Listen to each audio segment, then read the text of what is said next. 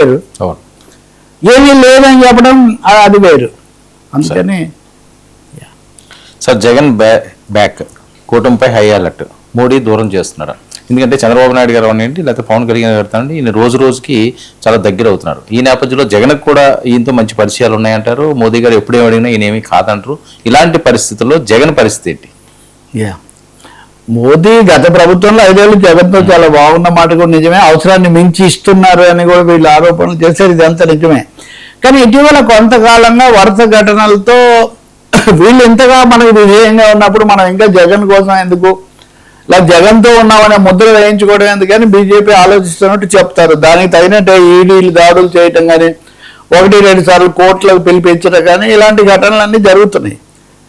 ఈ విజయసాయి రెడ్డిది అయిన తర్వాత అక్కడ ఆగింది. ఇది ఇంతటితో ఆగదు, జగన్ దాకా వెళ్తుంది అని కూడా వర్గాలు మాట్లాడే ఆ పార్టీలో అంతర్గతంగా కూడా ఏంటి అదే జరిగితే మన వ్యూహం ఎలా ఉండాలి ఏంటి అంటే వెనుకంటే డ్రామాటిక్గా నాటకీయంగా శిక్షలు వేసి అదేం జరగదు, కానీ రేపే అయిపోతుంది కొంతమంది అట్లా కాదు. కానీ లీగల్గా ఇబ్బంది పెట్టే అంశాలు, కేసులు, దర్యాప్తులు ఇట్లాంటివి ముమ్మరం చేసే అవకాశం ఉంది అని మటుకు ఉంది.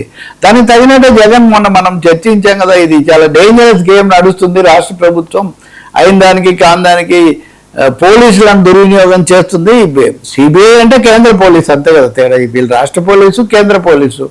సో ఇంత సన్నిహితంగా ఇంత విధేయంగా ఉన్నామంటే వీళ్ళకి ఇంత దగ్గర అవుతున్న కొద్దీ, మీకు దగ్గర అవుతున్న కొద్దీ నాకు దగ్గర దూరం అవుతున్నారేమో అని ఒక విధమైన ఆందోళనకరమైన పరిస్థితి వైసీపీ శిబిరంలో కనిపిస్తుంది.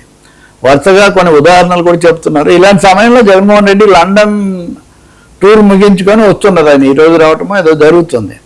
సో ఒక స్పెషల్గా ఏదో పెట్టాలి, మనం డిఫెన్స్ అనేది బాగా ఇంటెన్సిఫై చేయాలి, తీవ్రతరం చేసి ఆత్మరక్షణ అనేది చేసుకోవాల్సి ఉంటుంది. కేసులను ఎదుర్కోవడానికి లీగల్ టీంను మరింత పటిష్టం చేయాలి. అలాగే వీళ్ళు మహానాడు నెల్లూరులో పెడుతున్నారు. అవును, మనం కూడా ప్లీనం పెట్టుకోవాలి. ప్లీనం అది జూలైలో అనుకున్నారంట. ఇంకా దాన్ని అవసరమైతే తొందరగా ముందుకు జరిపి రాష్ట్ర స్థాయి విస్తృత సమావేశం జరిపి దాంట్లో మనం సిద్ధం కావాలని వైసీపీ నాయకులు చెప్తున్నారని. దాంతోపాటు ఇంకో తీవ్రమైన అంశం ఏమంటే, ఇప్పుడు తెలంగాణలో అనేక మందిని ఇటువైపు ఆకర్షించడానికి మోదీ నిన్న కొన్ని మంత్రోపదేశం చేశారు. ఎవరు ఆకర్షించారు? జనసేనలో చేరేవాళ్ళు జనసేనలో చేరుతారు, ఇంకో దాంట్లోకి వచ్చేవాళ్ళు బీజేపీలోకి వచ్చేవాళ్ళు వస్తారని. ఆంధ్రప్రదేశ్లో ఏం జరుగుతుంది? రాజకీయ పునఃసమీకరణ అంటే ఈ కాపు పెద్దలను బీజేపీ వైపు ఆకర్షించాలి.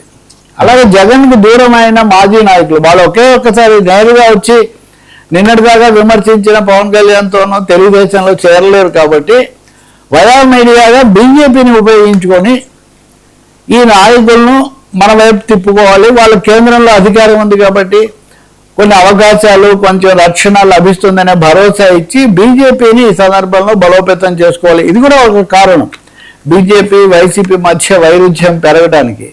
వైసీపీ పరిస్థితి చూస్తే మటుకు చాలా ముఖ్యమైన నాయకులు కూడా మాట్లాడుతున్నప్పటికీ అందరినీ ఆకర్షించి చేర్చుకోగలిగింది కనిపించట్లా.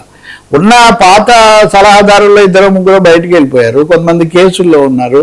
ఈ సమయంలో వైసీపీ ఆకర్షణీయమైన నాయకత్వ బృందము, దానికి సంబంధించిన కార్యాచరణ లేకపోతే అది లేకపోవటము, నమ్మకం కూడా మోదీ అటే పోతున్నాడు, ఇప్పటివరకు మోదీ మనతో ఉన్నాడు అన్నది వాళ్ళకి ఒక బలమైన కేంద్ర ఆశీస్సులు ఉన్నాయి, ఏం కాదని చెప్తూ వచ్చారు. కానీ ఎప్పుడైతే ఇది జరిగిందో, నిన్న కూడా తమిళనాడు సమయంలో కూడా ఇది వచ్చింది.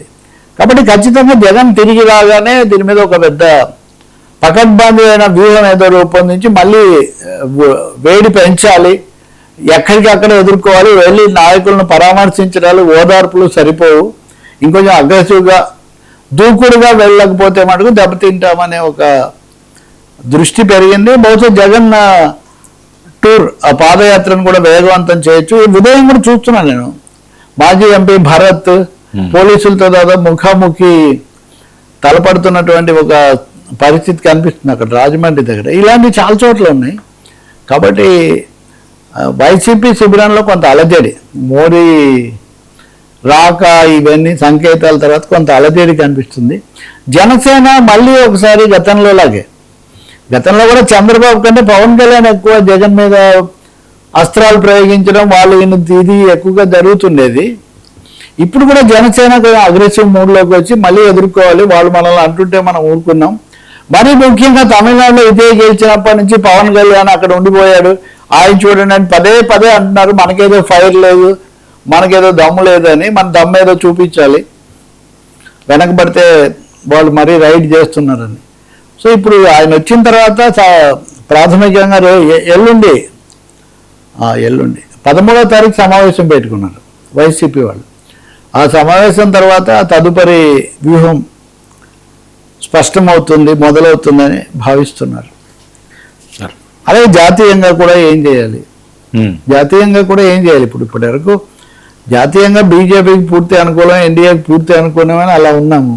కానీ ఎన్డీఏ ఇంతగా వేలునుకొని వేలతో ఇట్లా వెళ్తుంటే మనం ఏం చేయాలి, మనకు ఎవరు కలిసి వస్తారు, అది. సరే, గేమ్ చేంజర్ విజయ్ మొదటే షాక్లు, స్టాలిన్ సై గవర్నర్ పేజీలో త్రిష ట్వీట్ స్వీట్ సిగ్నల్స్, ఇవన్నీ కూడా ఒక సీరియల్ లాగా. విజయ్ నిన్న ప్రమాణ స్వీకారం చేశారు కదమ్మా. నేను మా ముందు నుంచి భరోసాగా ఉన్నాను, ఎన్ని విఘాతాలు కల్పించినా 120 మంది మద్దతు ఉన్న వాళ్ళని